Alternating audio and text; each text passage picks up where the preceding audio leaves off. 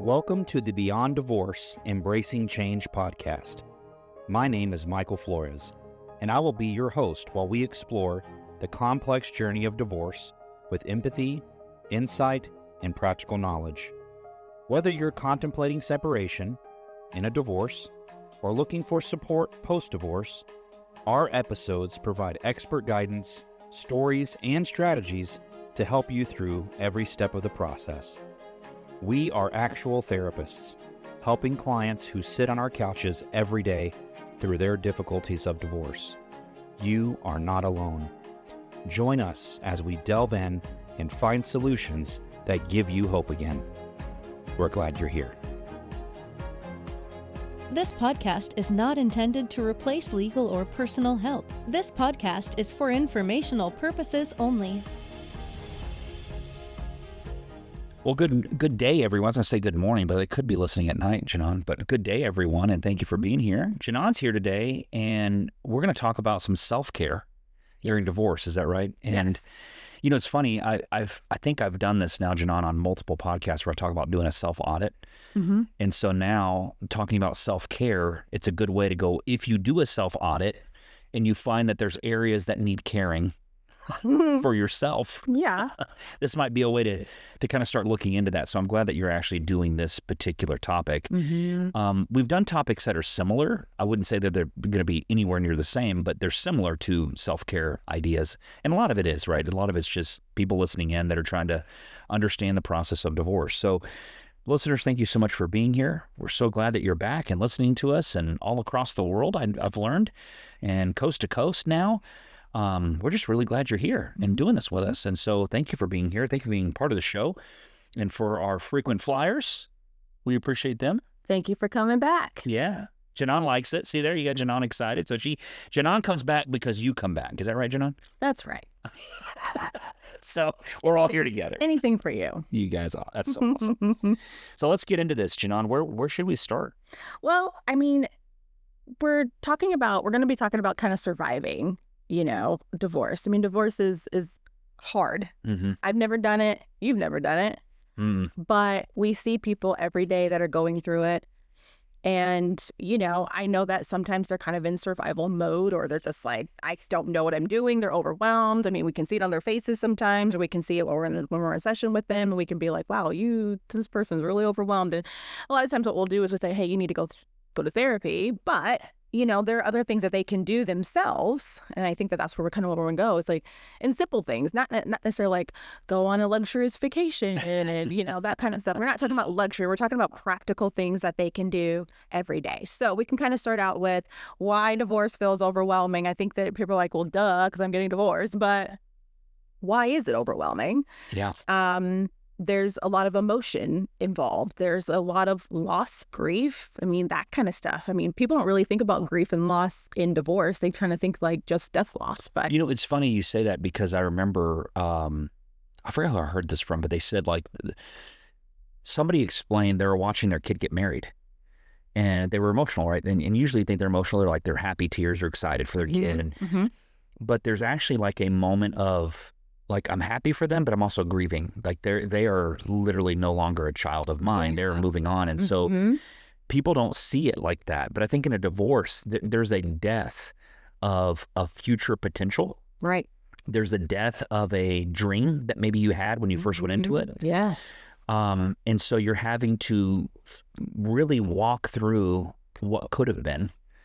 And then you're having to walk through what is. Mm-hmm. And what is scary, because I think a lot of people in divorce, they deal with a lot of unknowns also. Yeah. There's so many unknowns. Yeah. And then there's your marital relationship has changed. Now you're concerned about your parental relationship with your child, your co-parenting relationship, what that might look like. And there's so many aspects of the relationship that changes. And so I agree with you that people don't even think about, oh, there's a grief in this. Yeah. Absolutely. Mm-hmm. Yeah. And I mean, anybody that's gone through grief, that you just feel kind of crazy in the middle of it, Gosh. There's not a straight line, like there's like the 5 stages of grief and all that, but there's no straight line between that. So some days you're going to be like, yeah, I'm glad that I'm divorcing that person. But then other days you're going to be like, why am I divorcing them? Yes. Oh, yeah. I mean, you're going to pretty much feel chaotic, I think. And it's hard. I mean, it's just hard. Like, divorce is hard. Regardless if you're ready for it, if you've thought about it a long time, it's still going to be hard, especially if you have children. Oh, it's even, I think there's a whole nother layer that's built into it when you have children. But I love the way you described it. Like, there's days where it makes sense to you, and then there's days where it's chaos. It almost is like a bipolar bipolar frequency of emotion that you go through when you're in the middle of divorce, because it's like you said, there really isn't a middle ground. It's it's like, oh, I'm it's really important. I'm glad I'm getting my life started going the direction it needs to go in. Then another day you wake up and be like, what am I doing? I don't know what I'm going to do, and the bills and this and taxes and because everything changes, right? Finances change. Even if you live, your finances, what you drive might change. If you drive, your job is going to get an impact, right? At work. I mean, think about people that pay child support, and then they get their wages garnished, and they never used to have that before. So now everyone at work knows your personal situation too. I mean, there's so many things. There's so much. There really is so much. And then they went. Maybe some people deal with their own divorce. The way they self-care, Jinohn, is they'll go into relationships too quickly. And they'll introduce people to the children that aren't going to really be, Michael said self-care with quotation marks because it's not really self-care, just so everybody knows. Yeah, it's not. It's not self-care. No, but people will do that as a way of caring for themselves. It's because they don't like the loneliness that they feel. Right. Yeah. And so they want to have a companion, and so they fill that void with that. And it actually can become extremely problematic. Yeah, it can. 100%. So let's hand it us. Oh my gosh, there's so many places to go with this. Okay. Yes. Let's start with the first focus here. Where do we focus first? Let's just focus on the basics. Basics, love it. Physical self-care. Okay. Physical things that we need to do to care for ourselves. Yes. Basic one, you need to sleep. Rest. Just rest, sleep. You need to do that. I know it's probably going to be hard, because things are racing through your mind and all that stuff, but it's very, very important to get some sleep. Hydration. I'm just going to do really basic, honestly, basic stuff. And you don't think about it because as a mom, sometimes I have to remind myself to drink water because, Oh, yeah. It's just something that if you're going, or your mind is going, or you're doing a lot, you forget to drink water or drink something. Would you be against me saying that when people are highly stressed, they seem to neglect basic needs? In high stressful situations, they may not drink water when they're highly stressed as much as they should, or get enough rest. Their brain can't shut off at night. They don't sleep because they're so overwhelmed with stress, right? So to me, it's like if you're struggling with your basic needs, your stress levels are probably way too high. Yeah. You agree? Yeah. So you're not drinking enough water, or maybe you're not even hungry, not eating. You're not getting any rest. Yeah. That makes sense. But what you're saying is evaluate that stuff first. Evaluate it, but that's why it is part of self-care. And self-care is intentional. It's not necessarily, because I always tell people, when I talk about self-care, and they're just like, oh, well, I don't take care of myself. But I'm just like, but if you, go steal away in the bathroom and read a book for 5 minutes, that can be self-care as long as you're intentional about it. And you're intentional in your mind saying, this is my self-care. I like that you said that. Yeah. Self-care is intentional. I mean, we need to make sure that yeah, that's wonderful. Yeah. Yeah. Eating consistently, at least having one full meal. That's really important. Eat something. Yeah. Walking, moving around, taking a drive. Oh, I love what this says. And full disclosure, I didn't think of this one. I didn't think of this one myself. Number one, reducing alcohol. Okay, don't go to the drink. You want to know what something is weird I heard? I don't know how this relates, but maybe you can kind of put it together for me. I heard the other day that almost all, if not all, addiction is really an intimacy problem. Interesting. I think the statement was that people that typically find themselves addicted, whether it be anything, could be alcohol, sex, drink, they struggle with intimacy. They struggle with being able to receive, or even to, basically they would crave it. What you're really craving is intimacy, and the addiction is a way that you basically avoid. So you think if a person is in a divorce and they're highly stressed and they go drink or they go use drugs or whatever, they're escaping what's missing.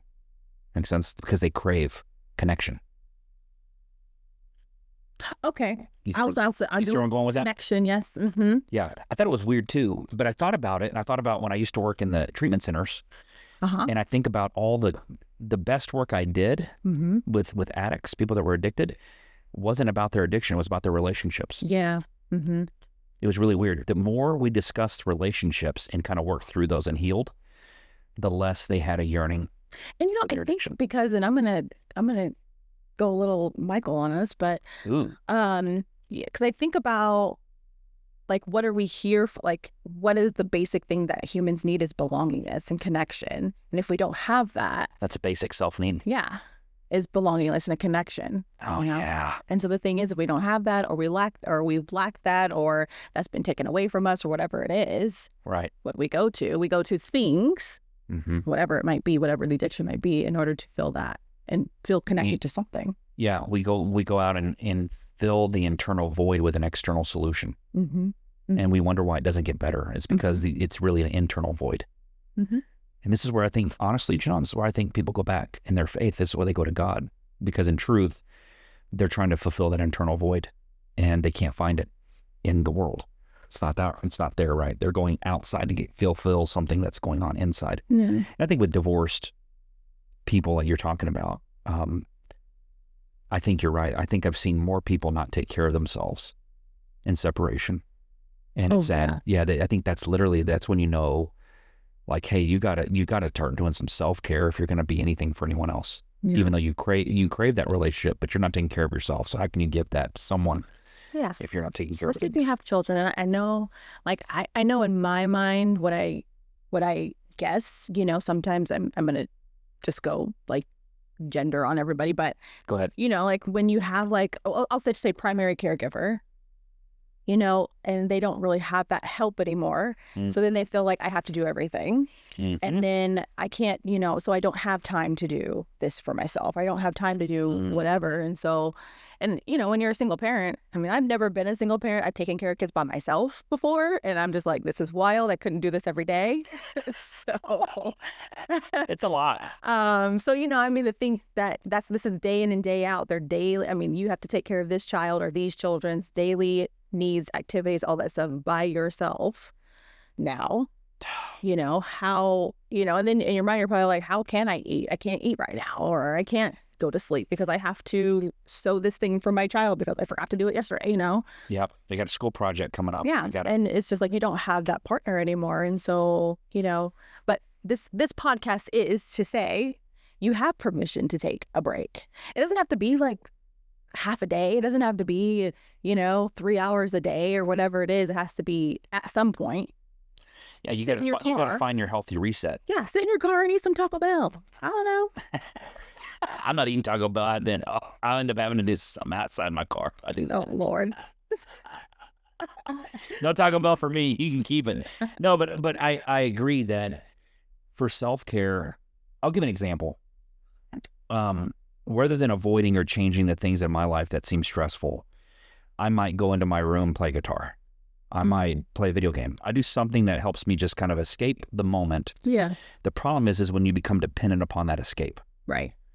And I think that's the issue. And so I think what you're telling listeners is, like, it's okay to find a reset moment for yourself because that's basic part of self-care. You're resetting.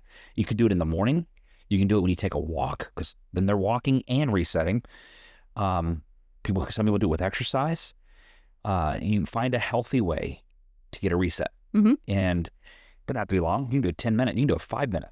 You can do a 20-minute. Whatever you feel like you can build in. Yep. Like you said, you can sit in your car and eat Taco Bell. I'm not doing that, but that's an option, yes. I've done it. I'm sure. What about some emotional ways they can self-care? Journaling. Ooh. Finding a safe person to vent, not your children. Not your children. Oops, I shouldn't do that, but... No, you're good. You don't vent to your children. Can I say it again? One more time. We don't vent to our children, even if we think that they're mentally and emotionally able to do it, or they're very mature, or they're 16, 17. Doesn't matter. They're not your friend. They're your child. And they're going through divorce too. They're going through the separation too. Do not vent to your child. One more time. Do not vent to your child. And I think if you have vented to your child, I think you stop. Like the best way to handle that situation is you can't undo what's already been said. Correct. You can't take it back once it's said either. Remember that. So best thing you can do is just stop. Like, and here's the problem too. Sometimes your kids have gotten used to you venting to them, and because now they're interested in what's going on because you've pulled them into that world, and you're going to have to look at them and go, I apologize. I brought you into an adult matter that wasn't really yours. And you got to set, it's like what Armando talked about on one of the podcasts, you set those boundaries. Right. So that way you can really, if you really want to help your child, that's a way to do that. So I love that. I love that you said it 50 times. I did. Say it again at the end, but yes, do not vent to the child. You know, you can go vent in your journal and lock it up. Keep that journal very private. You know, I know people know how to keep their own things private. Trust me. Keep your journal just as private. Right. So I think that's important. I see there's something with grounding exercises. You think that really works? Yeah. So, I mean, because I'll tell you, like, there was a lady, so long time ago when I worked at One Safe Place, and she had a lot of anxiety. Like, she was getting a divorce, but it was also, you know, domestic violence thing, right? Okay. And I will tell you, like, real time in my sessions, she was going bonkers, like with a panic attack, and I had to teach her grounding exercises in that moment, because I knew if she did it in my office, she was definitely doing it at home. Oh, that's a good point. Yeah. Oh, absolutely. Good point. And so, yeah, grounding exercises, being able to know what's real, you know, and even if it's physical, I'm physically touching, you know, my rug right now, and that is what's real right now, you know, and being able to put yourself in the present rather than in some unknown future or in the past or anything like that. That's really, really important. And I mean, specific grounding exercises, I mean, if you have a therapist, I encourage you to talk to your therapist about that. Right. Especially if you have a lot of anxiety or you've experienced panic attacks. You don't want those to kind of linger or come up in times that you really don't want them to. So I'll go ahead and give this nugget out there for people is if you find yourself struggling with angst, it's because your mind is consumed by the future. You're consumed by future thinking. If you're struggling with angst. If you're struggling with sadness and depression, it's because you're stuck in the past mentally. So literally, like if someone comes in and goes, I feel depressed, I'm sad all the time, there's something over here in my past, my brain is literally thinking about what was. And there's something there that has not either healed or resolved itself. And so it's just constantly consuming my mind. And then the other side, if they're completely anxious, they're angst all the time, it's the opposite. They're constantly consumed by future thinking, future problems that could come up, future issues that may exist, or things that they don't know how to navigate. And the unknown. It's always the unknown. You know how the unknown becomes known? I'm sure you're going to tell me. No, I'm not going to tell you. Oh, well, now I don't know how. What? Now I'm anxious. Ground myself. Nice, Jinohn. Nice. Look at you walking through that. Yeah, the unknown becomes known when you do it. Knowledge comes from doing. I mean, Nike has a whole slogan on that, don't they? Oh, just do it. Exactly. Yeah. Sorry. No, go. I'm just saying. No, you're good. Life is about walking through things. My grandpa, before he died, and he was in the hospital, and he had this saying to me. He looked at me, and I told him I was on this new project I was working on, and he was asking me questions that I really didn't know how to answer because I hadn't done them before. And I loved his response. He looked at me and he said, son, you learn as you go. You learn as you go. Yeah. And I never forgot that. And he's not wrong. Like, I mean, I don't want to get sad, but I see I'm in my past, see? But basically what I felt like he taught me there was like, you're going to do a lot of things in life that you're not going to know how to do. And rather than fearing not knowing how to do it, right, you're going to learn it as you go do it. You go do it. And so basically it's permission to go. And I think that's what I would tell people. If you're in a divorce, you're having to go through it. Yeah. And all this time you spend avoiding it, and I don't want to feel that. You are literally the cow in the storm, not the bison, right? Remember that story? Cows and bison? No. What? So the saying goes that when there's a storm coming, cows will run from the storm until they can't run anymore. And so the storm keeps following them until they get to the end of the fence line. Then the storm has to go past them. So they literally stay in the storm longer because they're running from it and the storm's continuing to follow. Oh, okay. Bison, when they see a storm in the horizon, they run toward it. Okay. The reason is that they run toward the storm, they're going to get through the storm faster. You learn as you go. Yeah. Go through it, right? Yeah. But people will avoid it. How do we avoid things? Well, we don't take care of ourselves. We avoid sleep. We avoid eating. We go drink. We get into a relationship too quick. It's just avoidance, right? Yep. So there you go. Yep. I love that. Love it. All right. Good job. Anything else with emotional self-care that you want to touch? Big thing, not responding immediately to upsetting texts or emails, taking your time. Yes, please. And the thing is, what we don't want to do, I mean, because this is a double-edged sword, right? Because if you don't respond immediately, then you're ruminating over it. You're thinking about it. It's stuck with you. You're like, oh, this is what I'm going to say. This is what I'm going to say. What should I say? You know, and all that stuff. And you can go into a spiral and anxiety, and then you got to ground yourself. But I think, so I think with not responding immediately, there's a component of what do I do in the meantime? Oh. What do they do in the meantime? Well, I think maybe one of these self-care things, go eat something, go take a shower, drink some water. I will say there's this one kid a long time ago, and this has nothing to do with court or anything like that, but this is what she said. She would get crazy anxiety when a storm came. Really? Yes. And I was like, well, I said something. I don't remember what I said. I don't know. But I pretty much just asked her, well, how did you get through it? And she was like, I drank some water. And I was like, huh? And she was like, yeah, because drinking water just kind of takes your mind off of whatever is going on, I drank some water. Yeah, she just drank some water. And then there was things happening at school. And she was like, yeah, I just ate some chips. I just did something different. Than sitting in it. Then sitting in it, I just did something different. And I was like, huh. So I started doing it. Be honest. When I started getting anxious, I was like, I'm gonna go. Yeah, I think what people have to remember is when they're highly emotional in any direction, whether it be excited or the opposite, you're not logical. So if you go to buy a new car and you're really excited about your new car, the salesman sees that, it's easier to sell you at a higher price. Right. You're super excited. I'm not leaving without that car, right? So oh, cool, I can just sell you sticker price. But when you're the opposite end of that and you're like, oh my gosh, I just got a text from so-and-so. Oh no, I'm going to have to answer that. I don't want to. You start responding out of emotion. Makes sense? Instead of responding out of logic. And I think this is what changes reactiveness and responsiveness. Right. And so I agree. Part of self-care is when you realize that it triggers you emotionally, don't blame them for the fact that you're triggered. That is your trigger. That is your problem. It is not them. I hate when people do that. They're like, oh, he triggered me. And they want to blame them. Like, no, that's something going on in you, right? So if you find yourself being triggered, as they say, then you got to go do a self-audit and go, what is it about this that's triggering me? Make sense? And it may be something they've done in the past, or it could be that you've been through some trauma with your ex or whatever else. I'm not mad at that. What I'm saying is you're trying to get better. So quit blaming them for the trigger. Instead, fix the trigger within yourself and go, that way when I get the text, it ain't no thing. Right. Right? It's a thing right now, but it ain't going to be a thing. Ain't going to be a thing. And that's what I want people to get to, right? It ain't no thing. Get to a place where it ain't no thing. That's their new line? Yeah. When is it going to be a place that ain't no thing? When it ain't no thing. Jinohn, can you imagine asking a client, let me know when you get to a place when it ain't no thing? Oh my gosh. We are ridiculous. I know you would. You wouldn't do it. Okay. So I see an item here, parenting while emotionally drained. What is that? Well, I mean, you're probably going to be emotionally drained, right? Well, you are. Yeah. Because, how much emotion?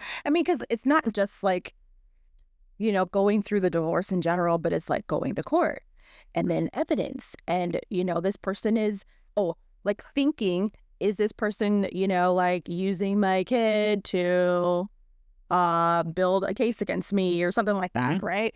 And so that's draining. That's emotionally draining. Because you're just kind of thinking and all that stuff. And so the thing is, maybe parents will feel guilt. They start overcompensating because they're emotionally drained and they're not really paying attention to their kid because they're paying so much attention to what's going on with the divorce and all that stuff. Yep. So I see people proving why they're right and proving why they're innocent. Don't you see two types of proof when people are seriously drained? They'll go to the therapist, they'll go to the court, they'll go to the caseworker, their attorney, and they'll either prove why they're right, or they're proving why they're innocent. They're making me out to be I'm not that person. They're trying to say that I'm a Yep. That's the innocent one. Yep. The proving right and right. And like, if you knew what this person put me through, if I could just show you, just read the messages and you'll see. Yeah, I'm going to send you the OFW messages. I'm going to prove why I'm right. You notice that? Yep. How does that help them? Does either one of them, if you prove you're right, how does that help? Or if you prove you're innocent, how does it help? I don't know. It probably makes them feel better, I'm sure. So they're doing that for self. How does that help your children, right? How does that help the co-parenting relationship? How does that help right? How does that actually help anybody else but you internally feel good? Which, granted, we're talking about self-care, so all right. No, we are. And I think this is, I think proving, if you're trying to prove you're right, okay, what ends up happening is you get it wrong, because you might be right and still the outcome could still be wrong for what needs to happen. Mm-hmm. If you're proving that you're innocent to it, you might prove you're innocent, but it doesn't change the fact that you had to go through all the chaos that existed as a result of it. Mm-hmm. Does that make sense? Like, none of it changes. So I think I told a couple of parents the other day, I said, the problem is everyone wants to be right instead of getting it right. Yeah. And I'm thinking of a family that I'm currently, assisting. Yes. Okay. And I think that's where we're at, is they're trying to prove their innocence. Mm-hmm. Not necessarily that they're right, but their innocence. Their innocence. In whatever the accusations are. There you go. But that's not helping this kiddo that is in the middle of them and doesn't know what to do or how to say things and all that stuff. Because the thing is, sure, you're innocent of not being an alienator, or you're innocent of not being like a terrible, cold, parent. Sure. But this kid is still stuck in the middle of y'all two's whatever. Exactly. Mm-hmm. And that is literally the high conflict dynamic. It is. That's exactly what you just described, is exactly what's happening in almost the majority of all the cases. Yeah. I think we got off topic, but... No. It's great. I mean, it's part of self-care, right? It is. Recognizing in yourself, am I trying to prove I'm right or prove I'm innocent? And it could be both, but I'm trying to prove for one of them in most cases. And that will drain you emotionally. That's what we're talking about. That's how it relates. It draining you emotionally. Full circle. Thanks, Michael. You're welcome. See, I knew we were there. We're there. So let's get into a couple other areas. You talked about one section here, protecting your mental health during a conflict. Yeah. Mm-hmm. And that's going to kind of go with what I said before with like not responding right away. Mm-hmm. But like not obsessing over court outcomes. Lord, outcomes, right? That's the court's going to generate outcomes. But are we going to obsess over it? Are we going to win, lose? What's going to happen? The court going to see that I'm right? Do I have enough evidence? That kind of stuff. I mean, look, that's going to jack up your mental. I'm telling you. Emotional and mental. Mm-hmm. It goes both ways. Mm-hmm. Yep, I agree. You'll get burned out so quick. 100%. Practical strategies to be able to protect your mental health. Set a boundary. I call it a mental boundary, but set a boundary around when you don't talk about the divorce, where you don't think about the divorce, where you don't do this. You just live your life the way that you want to live your life, or the way that you hope. You live in your new normal versus your old chapter, mm-hmm, right? Mm-hmm. And people struggle with that, and because it feels like it continues to follow them. And I love this one. Stop rereading your hostile messages. Like, people will continuous. It's kind of like doom scrolling. Oh, talk about that. Yeah, I just learned it. So, people will, it's like we're gluttons for torture. I don't know. And so we will sit there on like social media or something like that and just find all the bad, negative stuff that's happening in the world. And we're just like, and it almost gives us like a high or something. I don't know. Yeah. We get a high. And so what do we do? Doom scrolling. Yeah, doom scrolling. And so essentially what are we doing? Like when I'm going to go reread this message from my partner, how, they said that I'm not going to say the word that I thought, but wow, come on. I was a horrible person. But like I'm telling you, and then you're going to reread that and we're going to relive that moment. I mean, we just do it. Why? We get so caught on that. We get caught up on that stuff. How dare they see me that way? Yeah. How dare they call me that name? You can't prove that it's not. I'm the high person. I literally had a kid. It's not really a divorce, but I think it fits here. Kid comes in, and I actually, I didn't come up with it. I learned it from somewhere else. I saw it on social media. I thought it was hilarious. And I thought, man, that's so true, though. And it works because it's so, like, outrageous.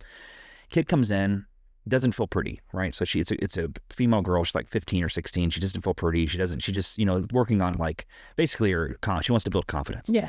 Doesn't feel pretty, feels judged by her peers and whatever else. And I said, it has to be because of your purple hair. Your purple hair is just disgusting. And she just looks at me real confused. And I said, why are you looking at me like that? She goes, what are you talking about? And I said, your purple hair, it's ugly. She goes, Michael, I don't have purple hair. What are you talking about? And I said, well, you said that confidently. And she was like, that's stupid. I don't have purple hair. Why would you say? And I looked at her and I said, see the way you said, you didn't take what I thought. What if I'm colorblind? Or what if I think your hair is purple, but it's not? Mm-hmm. And I'm saying your purple hair sucks. And you're sitting here laughing at me like, I don't have purple hair. You don't have ugliness, but you accepted that you did because when they said it somewhere in you believed it. Mm-hmm. So when they call you a word, if you accept that that's who you really are at some level, you start defending that. And then you look like the idiot. Mm-hmm. So I agree. It's like, why do you keep accepting things about yourself that you know aren't true just because they think it is? I don't know. Am I wrong? No. Okay. But people do it all the time. People do it all the time. It's funny I say that because I'm sitting here thinking, I remember when we had like a bad review. Oh. And we got bad reviews. And I remember first reading them and going like, and looking at them, and I was just like, I was hurt. Mm-hmm. Because I know that my intention is always to be helpful. It doesn't mean everyone thinks I am. Right. Make sense? And so when someone goes out on public and just tries to smear you because they're mad about the outcome in their case, thinking like you had everything to do with, like you were in charge of the outcomes, you take it personal. I know that feeling. Mm-hmm. But I sit there and I think about it and I go, man, that's how hurt they are by this. They have to make it mine. It's not them. It's got to be me. Yeah. So that they can accept. That way they don't have to change. Think about it. If they make me the problem, they don't have to change. That's right. So these all those triggers people have all the time from other people? Like, what? That's, of course they're doing that to you. Because if they accept who they are, they have to change, and they don't want to. So they're going to tell you you're bad. You go change. But then That's right, so I don't have to. There it is. Mm-hmm. I mean... That's right. I know, I'm going way out there now. But protect your mental health during conflict. That's how you have to do it. Yeah. That's how you have to do that. So, closing reminders, some encouragement we can give the people. What do you want to talk about? Just, my whole mantra, give yourself grace. Oh, I love when you say that. I do all the time. You did it you did. I love that. Yes. Always. I mean, because look, if this is your first rodeo or your second or your fifth, mm-hmm. It still stinks. 100%. It's not great, and you still have to. It's just like we said, it's loss, and it's just like a death loss. You can have 5 death loss, you can have 1. It's still loss. Sucks real bad, 100%. and you still have to go through the emotions. And it doesn't necessarily get easier, right? Because there's different complications. So you still have to take care of yourself in those moments. You can't just be like, well, this is my third rodeo, so okay, I'm not gonna, Give yourself grace. Yeah, give yourself grace. Small routines matter.